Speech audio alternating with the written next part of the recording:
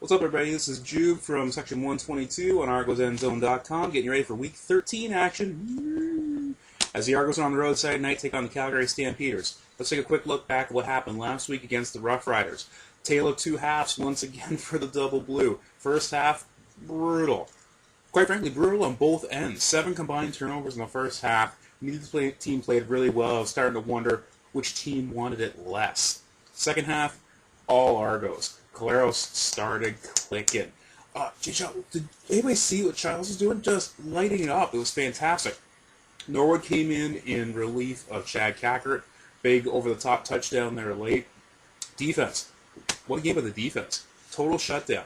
Oh, side note, I hope that Corey Sheets is okay. The guy is a star. He's a stud in this league. Hopefully he comes back soon. I want the Argos to win, but I want them to beat the Rough Riders at their best. So here's hoping that we got a rematch coming up at the end of November back in Regina. You know what I'm talking about. So, moving on to this week. Heading into Calgary, taking on the Stampeders. Now, just a quick side note here. One of our writers for ArgosEndzone.com wrote an article, a total tongue-in-cheek article, about the Calgary Outriders cheerleaders that some fans jumped on in a big, big way and not in a good way. But we saw a huge spike in our views. So, it's pretty clear what that means. If you want to get more traffic to your site, start talking about the Calgary Outriders. So, here we go. Can we get the Outriders tallied more, please? Alright, let's see what we can do. So, heading into Calgary. The Argos, again, coming off 2 big wins on the road. They're just rolling right now. Everybody was hoping that they'd get a split with Ricky Ray out. So everything else, in theory, is gravy. But at the same time, now you've got a team that believes in themselves, believes they're never out of a game, regardless of what the score is at what point in the game, which is really exciting. The downside is they could start to get that low start, that really, really slow start starts to become a habit. And at some point, you're not going to be able to catch up. Calgary's the type of team that you don't want to give them that lead because Bo Levi Mitchell or Drew Tate or Terry Glenn, whoever's behind the center, is going to put points on the board. And if you're trying to chase them and they've got John Cornish to give the ball to, this is not a good combination, so they've got to get up on top of them early and often. Calgary Outriders. So I think that what you're going to see, like I said, there was good rhythm there.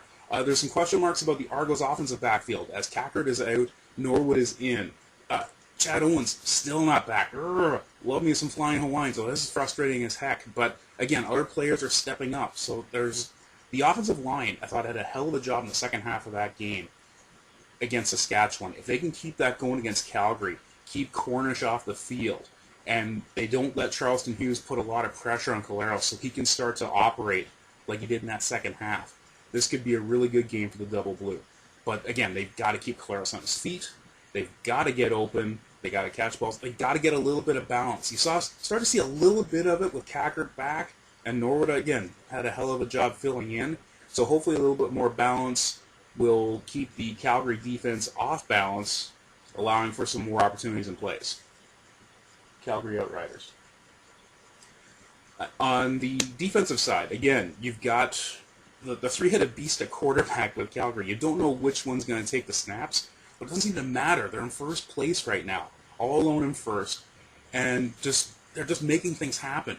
Price, their one wideout, is playing really, really well, getting open deep, making things happen. You know I'm a Brad Sinopoli fan, always respect for the Peterborough boys, and he's filling in a great job as well. Still, looks like Lewis is gone for the season, I think. But they haven't missed a beat.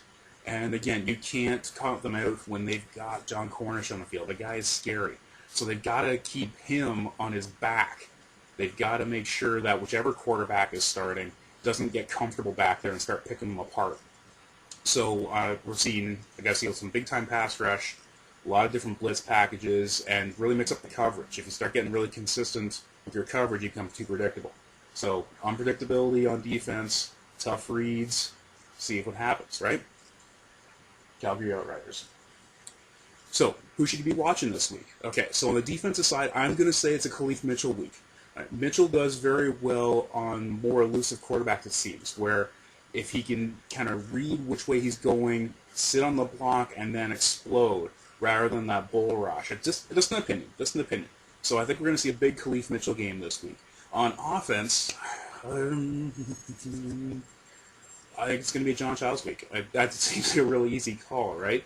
But he's having a really good chemistry right now with Collaros. Had a hell of a game there against Saskatchewan. So I think he's going to be the guy to watch on offense. And of course, when you're watching the game, you got to be watching the Calgary Outriders.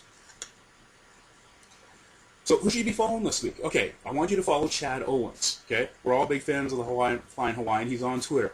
Chad Owens too. Give him a follow. Now, he's got a lot of stuff on the go as well. He's got some great endorsement deals. He makes a ton of appearances. So he's going to be tweeting about all that. What I've noticed he's been out these last 2 weeks is he is incredibly involved in the social media side of things while he's watching the game. So follow him right now if you're not already, and get ready for some good stuff coming out of him while he's watching the game with the rest of us. Keep an eye on Chad Owens. I mean, you should be watching him on the field anyways, so now follow him on your social media and Calgary Outriders. Okay, so prediction time. This is a tough one, right? I mean, we've got the Clash of the Titans happening here.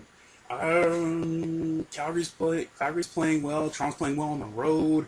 You know I'm going double blue, right? Okay, so I'm going to say the Argos come out on top on this one, and I'm going to say I see a 36-27 game. Don't know why. 36-27. 36-28. Just to make sure we got coverage for that Rouge. Right, Calgary Outriders? Okay, so that's all we got going on for this week. Make sure you comment down below. Give us a like or 12 if you're kind of interested. Tell us what you want to see. Based on our analytics, you want to hear about the Calgary Outriders. So that's what we bring to you. Okay? 7:30 kickoff Saturday, TSN.